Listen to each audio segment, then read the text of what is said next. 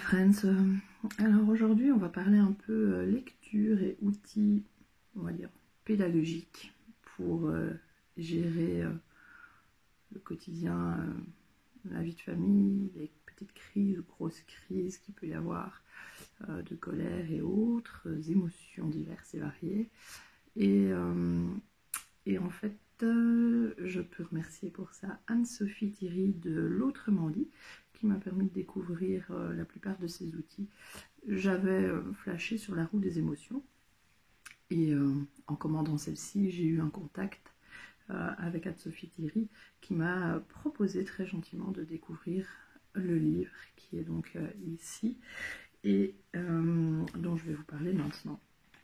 Alors je vais commencer par ce petit ouvrage, vous voyez, c'est le concours de Madame Gisèle, donc c'est édité par l'Autrement dit. L'Autrement dit, je vous présenterai tout ça dans l'article sur le blog, mais en gros, c'est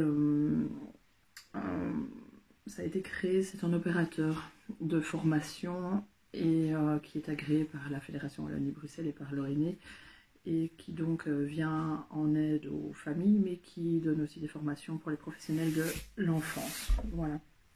Donc, ils ont édité ce petit livre, le concours de Madame Gisèle. Alors, c'est une petite histoire très brève où une institutrice propose un concours de bonhomme de neige. Et en fait, on va voir au travers du regard de chaque enfant de la classe comment l'enfant va vivre l'annonce de ce concours et comment il va réaliser son bonhomme de neige, comment il va le vivre de manière, on va dire, intérieure. Et ceci, en fait, nous permet de prendre conscience, si nous n'en avions pas encore bien conscience, que nous sommes tous différents, qu'il y a 9 grands traits de personnalité chez les enfants, donc a priori, j'ai envie de dire, chez adultes aussi, et leur fonctionnement. Donc, ça permet de bien conscientiser qu'on vit tous, on voit surtout, on a une vision du monde qui est très différente. Et donc c'est un petit rappel pour nous adultes que notre enfant, il n'a peut-être pas la même vision que nous. Voilà. C'est basé sur un outil qui s'appelle l'énéagramme, que je ne connais pas, donc ça je ne vous en parlerai pas plus.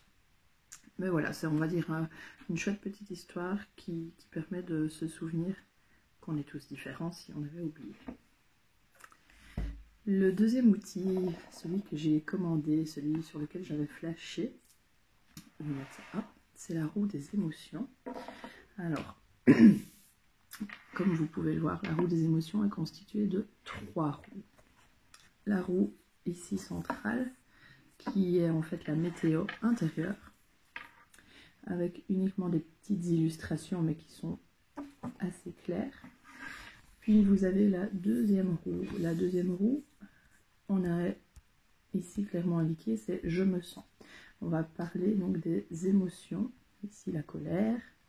Chaque fois, on voit qu'il y a une illustration et un terme, un mot, qui indique l'émotion. La tristesse, il y a également, vous le voyez, un code couleur. La tristesse, c'est en gris mauve. Ici, c'est la peur en vert, la joie en jaune et la colère en rouge. Alors, moi, ce que j'avais peur avec ce code couleur, c'est qu'il est différent de celui qu'on a dans le livre « La couleur des émotions ». Or, nous avons beaucoup travaillé avec mon fils, avec ce livre-là, et je sais que ces institutrices maternelles avaient aussi beaucoup utilisé. Donc j'avais un peu peur que la différence de code couleur le perturbe, mais au final, pas du tout. Il s'est très vite adapté. Je crois en fait qu'il ne fait pas vraiment attention au code couleur, mais qu'il regarde vraiment les dessins. Et la troisième roue, comme c'est indiqué ici, c'est « j'ai besoin ». Et on a donc plein de petites illustrations avec différents besoins que l'enfant l'enfant, l'adolescent, l'adulte pourrait ressentir. Voilà.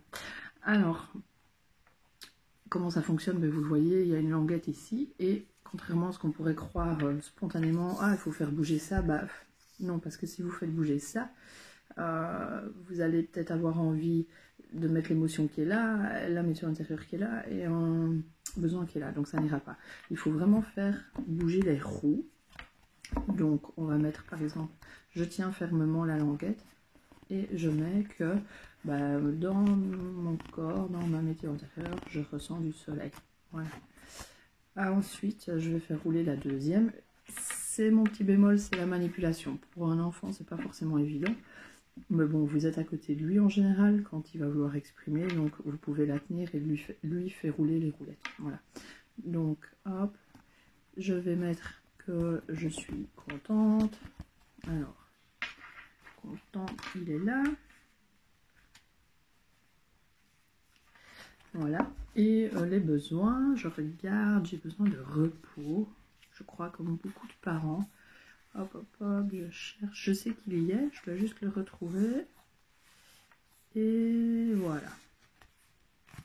Donc, au niveau de la manipulation, je pense que c'est mieux d'avoir un adulte tout près parce qu'il va falloir tenir, par exemple, les deux ici pour pouvoir faire bouger là, ou enfin, voilà. Mais, mis à part ça, on voit que les illustrations sont super claires. Elles sont assez intuitives, puisque mon fils, d'ailleurs, qui a 4 ans, enfin presque 5 ans, parvient très vite à trouver l'émotion qu'il a besoin d'évoquer. Au niveau de la météo intérieure, par contre, il n'a pas compris le concept. Hein. Lui, il a décidé que c'était la météo extérieure. Bah bon, je le laisse faire, c'est pas bien grave. C'est un outil qu'il doit s'approprier. Et donc, si ma foi, il a envie de mettre la météo extérieure, je ne vais pas juger pour ça. Alors, ce que j'aime dans cette roue des émotions, c'est que c'est très utile à l'enfant, mais aussi pour nous adultes, parce qu'il ne faut pas se cacher, il y a des adultes qui ont également du mal à exprimer leurs émotions. Et surtout, quand on est confronté à un enfant, on a parfois du mal à parler de sa tristesse, on est parfois un peu gêné, par exemple. Donc la roue des émotions va aussi être un gros point positif, un outil pour nous adultes. Alors ici, elle a été adoptée directement. Quand mon fils a déballé l'enveloppe, il a vu ça, vous voyez les couleurs sont super attractives, les dessins aussi.